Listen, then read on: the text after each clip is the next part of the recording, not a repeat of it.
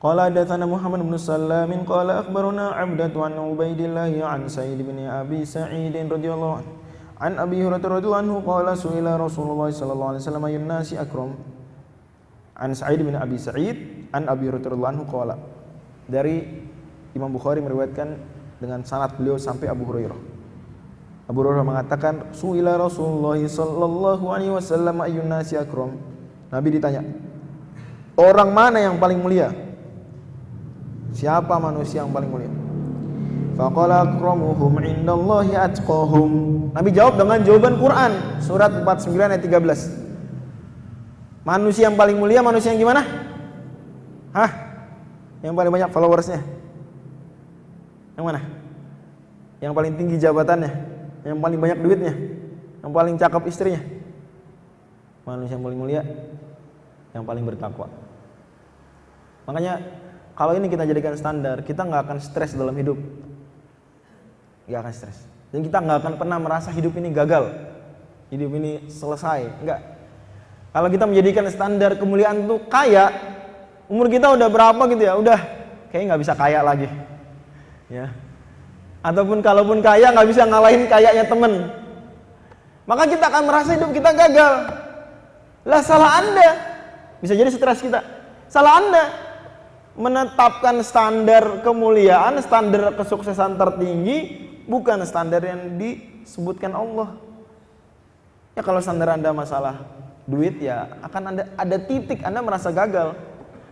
Kalau standarnya jabatan ada titik ya umur segini udah nggak bisa jadi menteri, udah nggak bisa jadi udah nggak bisa jadi ASN. Ya salah Anda, tetapkan standar kemuliaan tertingginya bukan takwa. Atau tadi istri cakep, suami ganteng, suami keren. Ya udah lewat Ustaz. Salah Anda. Dan ini berlaku bagi semua orang, gak cuma yang udah usianya udah lewat atau sejenisnya. Anak-anak muda juga gitu. Kalau standarnya follower, standarnya ganteng, cakep, dan dia merasa nggak begitu dan stres, yang salah apanya? Yang salah bukan takdir Allah. Allah nggak disalahkan dan nggak layak disalahkan.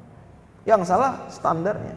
Coba kalau standarnya takwa, pertanyaan saya, mau umur berapapun, selama masih hidup, masih bisa nggak jadi orang takwa? Masih bisa nggak? Masih bisa lah. Bahkan jangan kan jadi orang takwa, jadi orang paling bertakwa aja masih mungkin, Karena kan nggak gampang sih, susah juga. Ini jadi orang bertakwa tuh, di antara definisi takwa yang paling sederhana kan menjalankan semua perintah, meninggalkan semua larangan. Kalau kita merasa banyak dosa, tobat detik ini masih bisa, tobat minta ampun semua dosa, langsung nol dosanya kan. Terus sisa waktu hidup nih yang masih ada digunakan untuk menjalankan perintah Allah. Jadi nggak orang bertakwa. Ada nggak titik di mana kita nggak bisa jadi orang bertakwa lagi? Kalau masih hidup, nggak ada. Jadi pintu sukses, pintu menjadi manusia termulia selalu terbuka lebar.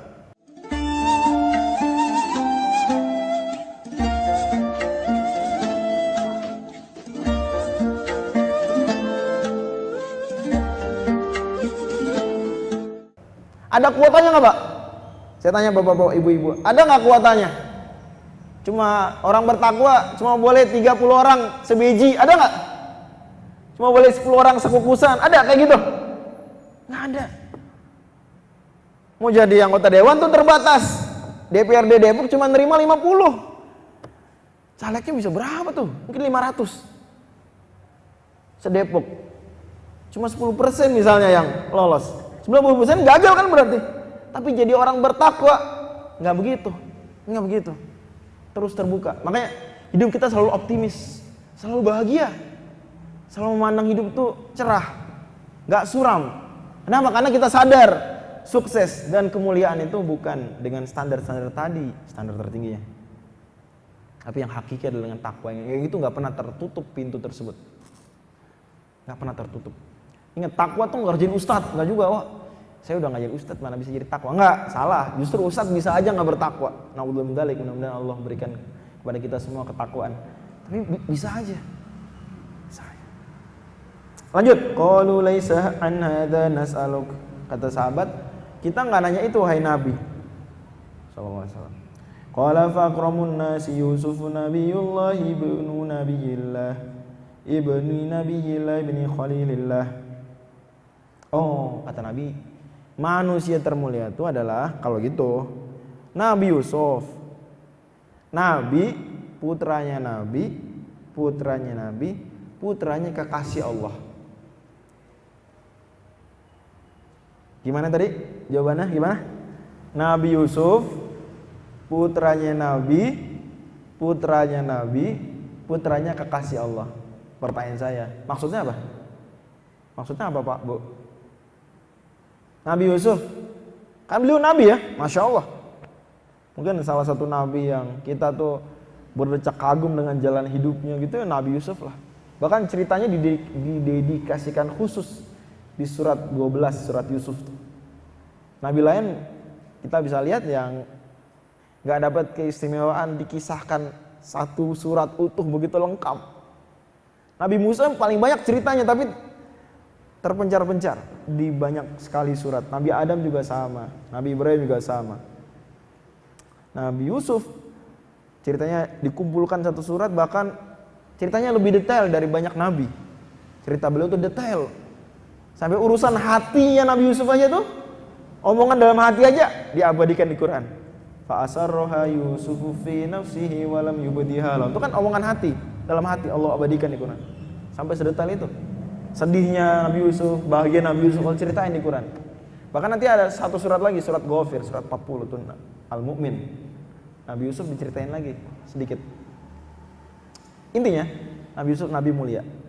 Putra dari Nabi. Siapa Nabi Yusuf? Ayah beliau siapa? Betul sekali Pak, Nabi Yakub alaihissalam.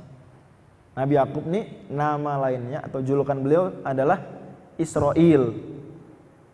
Nama negara yang penjajah tadi itu diambil dari ini. Nabi Yakub alaihissalam, Nabi mulia. Ayah beliau siapa? Siapa ayah beliau? Ayahnya Nabi Yakub, Nabi Ishak alaihissalam. Oh, berarti Nabi Yusuf ayahnya Nabi, kakeknya Nabi juga. Pertanyaan saya, Nabi Ishak ini anaknya siapa? Anaknya Nabi Ibrahim, anaknya Khalilullah, kasih Allah. Masya Allah, ulul azmi.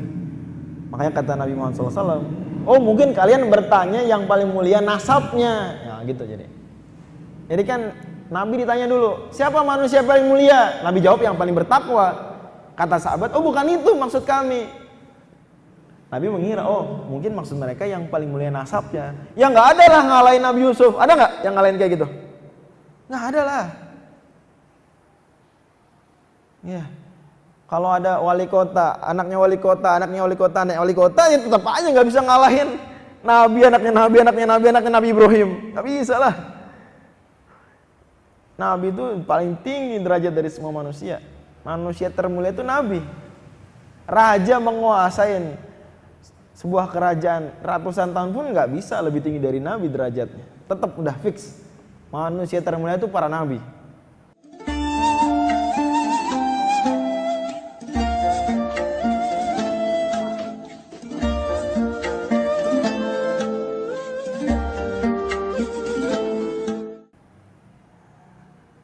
Ini Nabi, anaknya Nabi, bukan sembarang Nabi. Qalu laisa an hadza nas'aluk. Oh, kata para sahabat, maaf Nabi, bukan itu maksud kami. Qala fa an ma'adinil arabi tas'aluni.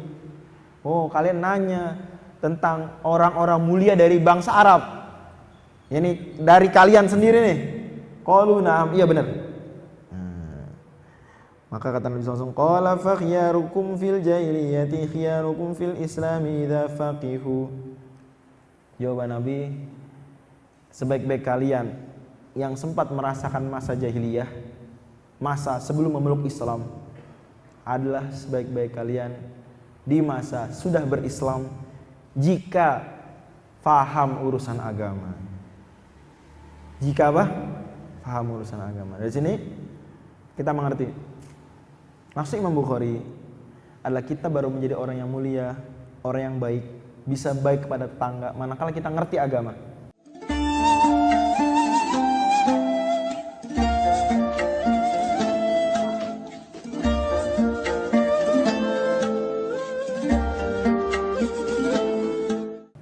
Dan kalau kita nggak ngerti agama, kita bisa jadi terjebak pada sikap jahat, menzalimi tetangga, karena kita nggak ngerti.